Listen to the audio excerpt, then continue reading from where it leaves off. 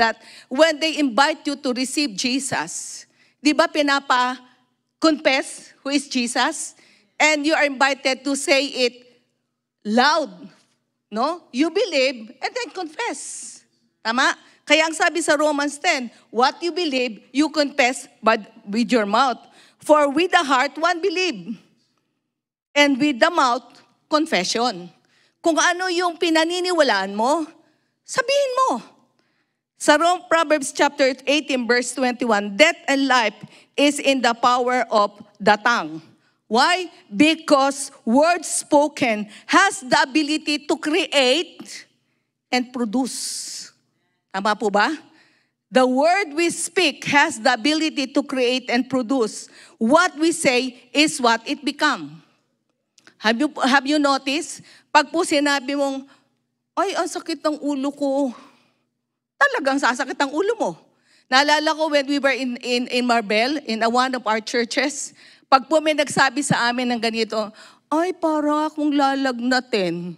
Meron kaagad isa sa mga one of our member living with us, sasabihin siya, sagot kaagad siya, sisigaw kaagad. Ang nararamdaman may kasinungalingan, ang salina ng Diyos ay totoo. Parang nawawala yung lagnat. Di ba? Because what you say, it becomes. That's why, mga kapatid, we should be careful. We must be careful what we say. We need to be careful with what we say for many times. You know, many times, we nullify our faith by what we declare. Minsan, very strongly tayo nagasabi. Many times we strongly say, I'm healed. By the stripes of Jesus, I'm healed. Especially when your leader pray for you. And later on, how are you, sister? Ay, siguro, pagagaling ako ni Lord.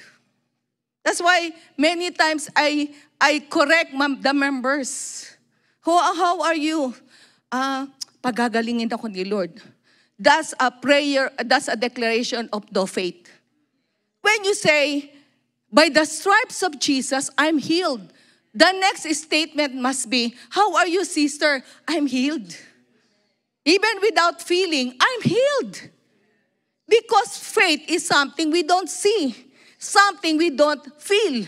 That's beyond senses. Tama po ba? Kaya nga, ang definition of faith sa so one. Faith is the substance of the things, so for the evidence of things not seen. We don't see, yet we believe. Why? We are believing the God who spoke the word. And the God who spoke is powerful. How did God created the heaven and the earth? Hindi ba sa book of Genesis, in the book of creation, nag-magic ba si Lord? Hindi ba? He only spoke the word. Let there be. And so it was. So God created everything for in 6 days, only speaking the word. Because there is power in the word of God.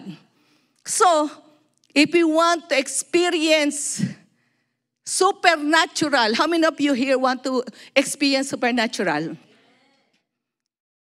Declare what you believe. Declare what you believe. That is how we live, and that is how we will experience supernatural. We are natural man, but when we receive the Lord Jesus Christ as Lord and Savior, we are supernatural man. Hindi po tayo superman. We are not Superman. We are supernatural being. Say to your seatmate, you are supernatural. Hallelujah.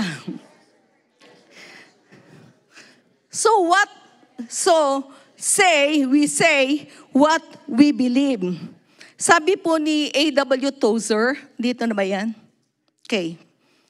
Sabi po ni A.W. Tozer, is that sabi niya, true faith rests upon the character of God and asks no further proof. You know, we are asking for proof. That's not faith. Di po ba sa atin, pakita mo sa akin, maniniwala ako sa iyo. Tama po ba? But faith is not asking for proof. You only believe what the Lord says. Okay, sabi dyan, character of God and us no further proof than the moral perfection of the one who cannot lie. God cannot lie. To us, it's impossible, but to God, it's possible. Hallelujah. It is enough that God has said it. It's enough that God has said it. That is why, believers, tayong mga mananampalataya, we are taught how to hear and obey God. Tama po ba? Yan ang DNA ng taga-Gia. If you are Gia people, you know hear and obey. Yan ang ating DNA. We focus and we give emphasis on hearing and hearing the Word of God. I tell you, brothers and sisters, if you know how to hear the voice of God, all others are all right. Walang problemang hindi masusolbar pag meron ka ng Word of God. That's one thing that wag na po kayo sabi, oh, parang ano yan, parang broken record. Quiet time, quiet time. Oh, mag-quiet time kayo, mag-quiet time kayo. And when you do your quiet time, you must be able to hear the voice of God. I stayed in the ministry, I said, for 45 years, and I started as missionary after being 1 year born again. But doon po sa isang taong yun, bagong-bago pa ako, I can hear God. That's why when there was a time of prayer and fasting to ask the Lord who will be sent to mission, I said to the Lord, Lord, don't speak to me anymore. Kasi you know na my heart, gumagawa po ako ng, nag-scribe ako, naggagawa ako ng diary. I said, Lord, don't speak to me. Speak to them. And when they asked for confirmation, somebody stood up and said, oh, who is to be sent to Lopez Quezon? A girl from the many, from the audience, stood up and said, the Lord said, Francis Perez. And the elders rebuked that person. She said, no, that's preconceived thoughts. And that woman said, I do not know who is she. I even do not know whether she is here. And quietly I said to the Lord, Lord, thank you for speaking to them. Because they cannot deny anymore. Because they do not know me. I said, well, I am only 1 year born again in JIA. So the elders cannot refuse anymore. Because it was declared exactly my name, Francis Perez. And I said, Lord, thank you. So makita po natin mga kapatid dito na, abing ganon, true faith is believing God. Now, wala na tayo. So, asan na po ba tayo? Now, ang question is, sabi ko kanina, no? If we want to experience the supernatural, because we are really supernatural. And you know, it is God's will that we believers must be living in the supernatural. We must be living and daily experiencing in the supernatural. Now, the question is, who is Jesus to you? Okay? Who is Jesus to you? Jesus is all-knowing, He is omniscient, He is omnipotent or all-present. Ano pa? He is sovereign, He is always on time. Okay? Pag sinabi natin He is sovereign, He is supreme. Okay? He is supreme. He has all power and authority over all creation. He is always on time. You know, if we know God, if you know who your God is, it's personal. Ito po personal transaction to eh. It's personal transaction. But if you know who is Jesus to you, hallelujah. Sabi ulitin natin sa Mark chapter 11 verse 23, you can say to your mountain, be removed. You can say to your mountain, be removed. And whatever you can say to your mountain that be removed, and it shall be. Now, mari pong ang tanong nyo habang nakaupo kayo dyan is, mountain ka ng mountain dyan. Anong mountain ba ang sinasabi mo? What mountain are you talking about? Tayo po lahat Pilipino. Many of us here are generally we are Filipinos. Hindi po ba in the Philippines, pag kinumusta mo, kapatid, kumusta ka? Ay, gabundok ang problema. Hindi po ba? Pag sinabing gabundok ang problema, alam mo na. O kaya naman, mga nanay, kasi dito napansin ko, it's not hard for you to wash clothes here because you have industrial washing machine. In the Philippines, not everybody has. Kaya pag tinag mo mga nanay, kumusta? Ay, gabundok na labahan.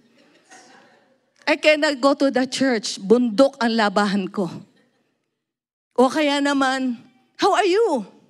Ay, gabundok na bayaran. Lampas tao ang utang. Tama po ba? So when we say mountain, it's your circumstance. I do not know you. What's your situation here in Canada? Because the way I look at you, I've been here almost 2 months. By next Monday, we'll be leaving back to the Philippines. And as I see you, I said, the people of Canada are blessed. You are really blessed. Kasi meron din po akong friend dito na nag-invite sa akin. He's my high school friend. And so, nag-isa lang siya, pero okay yung apartment niya. So, with houses that I visited, sabi ko, you are all blessed. You are all blessed. In many ways. In many ways. Diba? But the question is this. Siguro sabihin nyo na, nga, we have all the privileges. Sabi ko nga, doon po sa bahay nila, Ate Ana, sabi ko, nakita ko rin, hindi lang sa bahay nila, sa maraming bahay. Meron pala dito yung lalagay muli yung pinagkainan mo. Nahugasan. Wala yan sa Pilipinas. Sabi ko, nung bata pa kami, kung meron ng ganyan, hindi problema yan. Kasi when we were young, that's our problem. We do not like to wash clothes, to wash dishes. But I saw that. Everything here is mechanical. Right? So you are all blessed. So kung titingnan natin, you're all blessed eh. But the question is this topic for you? Say to your mountain. Is this for you? Say to your mountain. Because I really do not know what you are going through. How you struggle in life. Ito lang po ang nakita ko. You are blessed indeed. Pero ang sabi ko, oo nga, pinagpala kayo. Pero kailangan naman talagang kumayod kayo. Tama ba? Tama po ba ako sa aking observation? Bless kayo with all that you have in your house. May bahay, may kotse, lahat ng appliances, hindi lang 2 ang TV sa bahay. But the question, ang napansin ko, kailangan kumayod kayo. Kaya hindi nagtatrabaho ng 8 hours. Sa Pilipinas, 8 hours lang ang trabaho eh. Bet dito, may nagtrabaho ng 10. Paglabas ng opisina, may mga pick up ang kinukuha. Hallelujah. Di po ba? So I do not know your mountain. But again, mountain speaks of tests, trials, struggles that you're going through. It could be a broken relationship. It could be indebtedness. Hallelujah, no? Wala po akong alam tungkol sa inyo, ha? Huwag niyo po sabihin na, naku, may nagkwento yata sa kanya. Wala po akong alam sa inyo. Hallelujah. So all I know is that there are mountains in our lives. Minsan nga, hindi family, individual. You have mountain. What kind of mountain? Struggles with relating with other people. Struggles within the family. Because napansin ko nga, dahil sa sobrang dami ng trabaho ng parents, they have no more time to take care of their children. And I think it caused somehow it caused problem with your children. Tama po ba? Those are problems that are not openly discussed, but inside of them, you do not know that your children are experiencing depression. But because I also learned that all of you here have insurance. You have insurance. So it's very easy to go to the doctor. But you know, there are things that doctors cannot answer. There are issues of life that no doctors can meet. It's only God and you. Especially for the children. If you have young children, their children need your care. They need your attention. To them, they are children, but they have mountain. What's that? They are really waiting for time to be cared, to be nourished, to be nurtured. That the parents will always say, anak, wala akong oras. Alam mo naman, ang daming trabaho ni mami, ang daming trabaho ni daddy. Di tayo mabubuhay ng ganito kung hindi kami kakayod. Again, mga kapatid, do not allow your mountain to engulf you or to swallow you up. Do not allow your mountain to swallow you up, to paralyze your daily life that brings defeat. It is God's purpose, and we are meant to live victoriously. Kahit sabihin natin paulit-ulit na, oh, you are meant to be victorious. But because of the mountains that are not met, it pull us down. But don't allow it. Amen? Huwag po nating hayaan na yung mga sitwasyon at problema ng ating mga buhay ay napaparalyze tayo sa araw-araw nating pamumuhan. Because we are above our mountain. We are above our mountain. Alam niyo, mountain, temporary lang yan. Temporary lang ang mountain. It comes to us. But you know, you can speak to your mountain. You can speak to your mountain. Ikaw na problema ka, tumabi-tabi ka nga dyan. Ikaw na utang ka, tumatabi-tabi ba ka nga dyan? Why? Because, hallelujah, because we have a big God.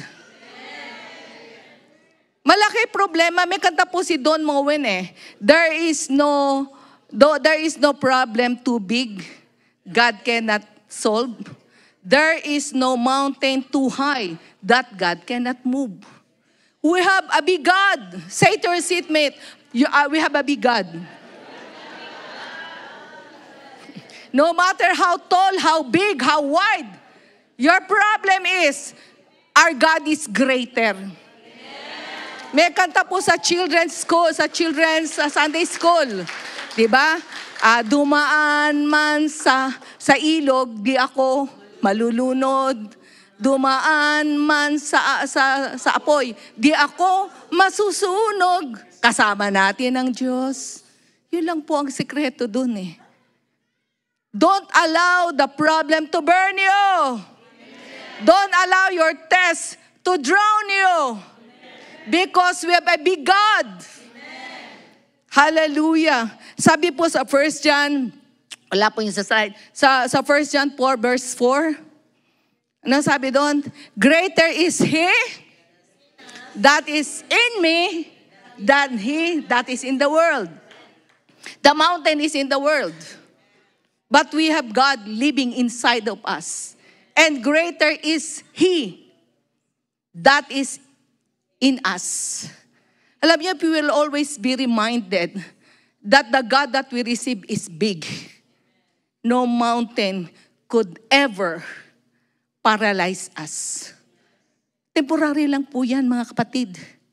All problems, all tests, all issues of life are only temporary if we will learn how to face it. Kaya nga ang sabi ni Jesus, diba? Sabi ni Jesus, if you have faith, you can say to your mountain.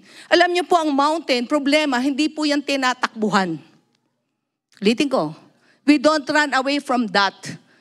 Hindi po tayo pwedeng what you call this, para bang yung parang wala lang. No, you cannot. You can face your mountain and speak to your mountain. Mountain, problema, diyan ka lang ha. Relax lang. Sabi nga po, di ba, pag may utang, hindi naman masamang magkautang. This is what I'm saying to the members. Hindi naman masamang magkautang. Okay? Ang sinasabi ay ganito, pagka pinautang ka, harapin mo yung nagpautang. Ang sabihin mo, handa naman akong magbayad. Wala pa lang akong kakayanan ngayon. Pwede mo pa ba akong bigyan ng allowance? Para naman yung nagpautang. Peaceful man po siya, tsaka alam niya na honest naman pala to, kaya lang wala pang kakayanan. Kesa taguan mo. Di ba? Kailangan taguan mo, takbuhan mo. Kawawa naman yung nagpautang. Alam niyo po, when we were in Qatar, we're asking our pastor's friend, who are in prison? Sa Qatar po ha, sino yung mga nasa presuhan? Alam niyo po kung sino lang ang nasa presuhan in Qatar? Hindi kriminal. Yung mga hindi nakakabayad ng utang. Kaya sabi niya, ang mga nasa presuhan, yung mga hindi nakakabayad ng utang. Totoo po. Kahit yung maliit lang na nakalimutan mo sa bangko, pwede ka mapriso. So the prisoners in Qatar are not really criminals, but they're only debtors who does not pay their debts. Hallelujah. So importante mga kapatid dito na alam natin kung sino ang ating Panginoon. Sa Bible nga, si David, si Nehemiah, si Daniel, si Joshua, si Paul, si Peter. They're ordinary people. But God used them mightily. Amen? Now, sa atin po, what about us? We have Christ living inside of us. We are empowered by the Holy Spirit. Amen? We're empowered by the Holy Spirit, and it's the Holy Spirit working us. We know the God whom we serve. Do you know who your God is? We know the God whom we serve. And so we can face and speak to our mountain by believing and declaring that what we say is what we get. Okay. Now, dito po sa verse na to, ang sabi ng Panginoon, di ba, balik tayo. Therefore, I say to you, whatever things you ask when you believe. Okay? When you believe. Sa TPT version po, ang sabi dito, this is the reason I urge you to boldly believe that whatever you ask in prayer, be convinced that you have received it and it will be yours. From that verse, ano po ba by the way, how do we express our belief? There are so many ways we can express our belief. Pero nilagay ko lang po dito, how do we express our belief? It's by praise and worshiping God. Thanking the Lord, being grateful to God. Kasi ang taong nagdududa, hindi makakapagpasalamat. Tama ba? And when you praise the Lord, hallelujah, with thanksgiving, you remove your focus to yourself and to God. That's the power of praise and worship. When we praise and we worship the Lord, we magnify God. So that the focus is not anymore to our problem, but our focus is back to God. And after we praise and we worship the Lord, di ho ba, gumagana ang pakiramdam, salamat Lord. Because when we praise and we worship the Lord, we look up to God. Now, ano po ba yung maaaring pero lang po ako nilagay ditong dalawang enemies of our faith. Una is unforgiveness. Kasi ang sabi dyan, sa verse 25, and whenever you stand praying, if you have anything against anyone, forgive him, that your Father in heaven may also forgive your trespasses. One of the enemies, dalawa lang po yung nilagay ko dito, unforgiveness. Now, what is forgiveness? You know, forgiveness is like a gate bulb that releases what is in store. Di po ba sa gripo, bukod sa faucet in your lababo, may gate bulb pa yan eh. Di ho ba? Yung gate bulb, you get what I mean? Yung gate bulb na yan ang nagsasara. Pag nakasara yung gate bulb, kahit anong bukas mo ng gripo sa lababo, hindi lalabas ang tubig. Tama ho ba? There is water stored, but if the gate bulb is closed, hindi yan lalabas. Now, forgiveness is like a gate bulb. There are so many promises God has promised to us. You have God's promises. Individually, we receive promises from the Lord. The question maybe is, God has so many promises to me. Ang tagal-tagal na, hindi naman nangyayari. Sabi ng leader ko, i-claim mo lang. Maraming beses na ako nag-claim eh. Claim na nga ako ng claim eh. Pero hindi nangyayari. Maybe, brothers and sisters, the question is, there is unforgiveness in your heart. Kasi sabi dito eh, unforgiveness kasi po, unforgiveness parang simple lang. Pero it is very hard to forgive when you are offended. Tama? When you are hurt. But the Lord God says, forgive those who, persecute you. And the worst is forgive those who almost destroy you. I have experienced that many times in my life. But the only thing that I do is forgive. Kahit si Jesus, sabi ni Jesus, God, forgive them, for they know not what they are doing. Sino ba yung nagpadala kay Jesus sa cross? Di ba yung mga disciples? Si Peter nga, deny pa siya 3 times eh. And who is Peter? He is best friend of Jesus. Lagi niyang kasama yan. And yet, he denied Jesus. But there on the cross, Jesus said, Father, forgive them, for they know not what they are doing. Kaya po yung forgiveness, ito po ay hindi feeling. Huwag kang maghantay ng pakiramdam. Lord, bigyan mo nga po akong pakiramdam na napatawarin ko siya. God will not give you the feeling. I tell you, the Lord will not give you the feeling because forgiveness is not emotion. It's a decision. Pero po kaming kinaunselan, tapos ang sabi po niya, naku ate, pupurgive ko pa. Tapos i-bless ko pa. Baka naman, bless nga talaga siya ng Panginoon. Sabi ko, it doesn't matter. Our God is not unfair. All you need to do is to forgive. And when you forgive the person who offended you, you are giving favor to yourself, not to him. Why? Because when you forgive, nawawala yung bigat. Imagine yung taong ginagagalitan mo, natutulog, kumakain ng masarap. Tapos ikaw hindi ka makatulog. Maalala mo lang yung mukha at pangalan. Parang bakit agad ang dugo sa tenga mo. That's why when you say, I forgive, you're giving favor to yourself, not to that person. And once you obey the Lord, because you follow what the Lord says, the Lord will be able to work in you.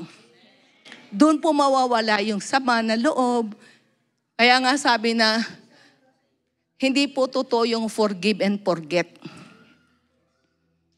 Di ka nagpapatawad kapatid, kasi lagi mong binabanggit eh. No! Yung nangyari sa'yo, hindi may makakalimutan. Tama? Forgive and forgo. You only need to forgo. Ang kaibahan po, when you forgive is this, nagkakaroon na ng kakaibang pakiramdam sa'yo. Naalala mo yung tao, nakita mo, napapatawa ka na lang eh. Talagang taong to. Diba? Hindi na yung parang sumusukal yung dugo mo sa galit. It's different. Because when we obey the Lord will work in us. The Lord will remove the pain. The Lord will give you a heart. Hallelujah. And God will give you the release. That's why, ang sabi dito, but when you pray, remember that you have something against a person. Baba mo muna yung regalo. Makipag-reconcile ka muna. Alam niyo mga kapatid, in our time and today, moment by moment, ma-offend ka. Hindi lang paminsan-minsan yan. Kaya nga one time, nagtanong si Peter, Lord, how many times will I forgive? Sabi niyang Lord, 7 times 7. Pero pag bumalik sa'yo, 70 times 7. Ilan ba yung 70 times 7? Ha? 490, ilang oras lang ba sa maghapon? 24 hours. Oh.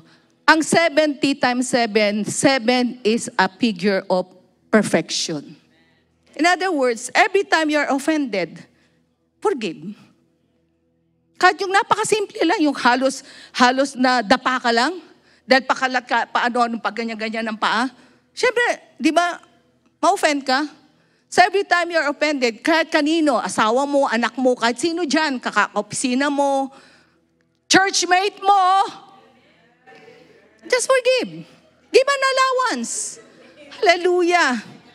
Pumunta ako sa church, I come here, nobody. Sabi, buti lang sinabi ni Ate Poti kanina, pag may nakakatay na iba, lapitan nyo. Kasi you know, when people get inside the church, they have expectation. Pag hindi mo yan napansin, hindi mo nabate, hindi na babalik. Hallelujah. Kasi po, tandaan natin mga kapatid, the church is a place where people wants to be relaxed. Sa totoo lang, bago tayo pumunta dito sa church, ang daan natin pinagdaanan sa bahay, di ba?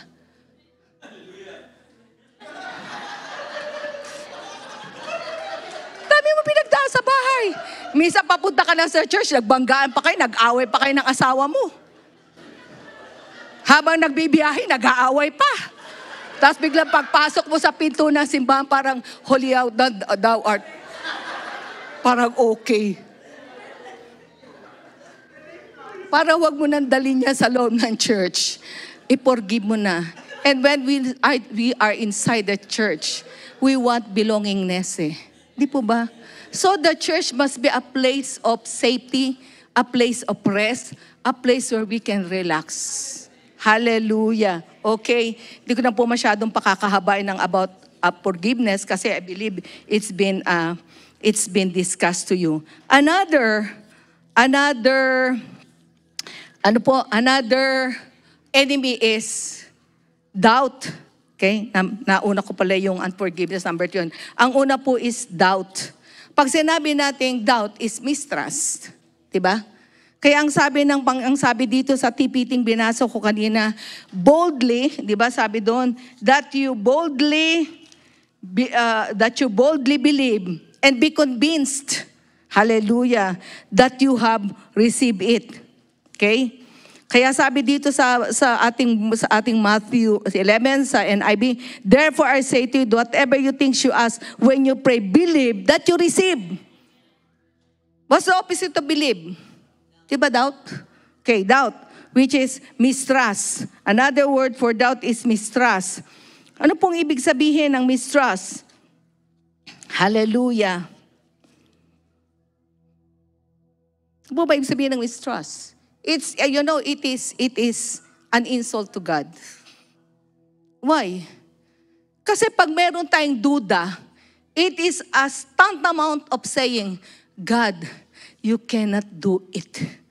Ako na muna. Minsan ganun tayo eh. Sige Lord, ako muna ha. We try to solve our problem. We try to solve our issues by ourselves. I tell you, brothers and sisters, gawin mo na ang lahat. I-apply mo na ang lahat ng nalalaman mo. Without God, you cannot solve it. Without God, you cannot solve it. Hallelujah. Why? Because sa tingin mo, kung kaya mo, hindi na lang sana namatay si Jesus. Kaya nga sa Ephesians chapter 2, di ba? Our salvation is by grace, through faith. Naligtas tayo dahil lang tayo nanampalataya.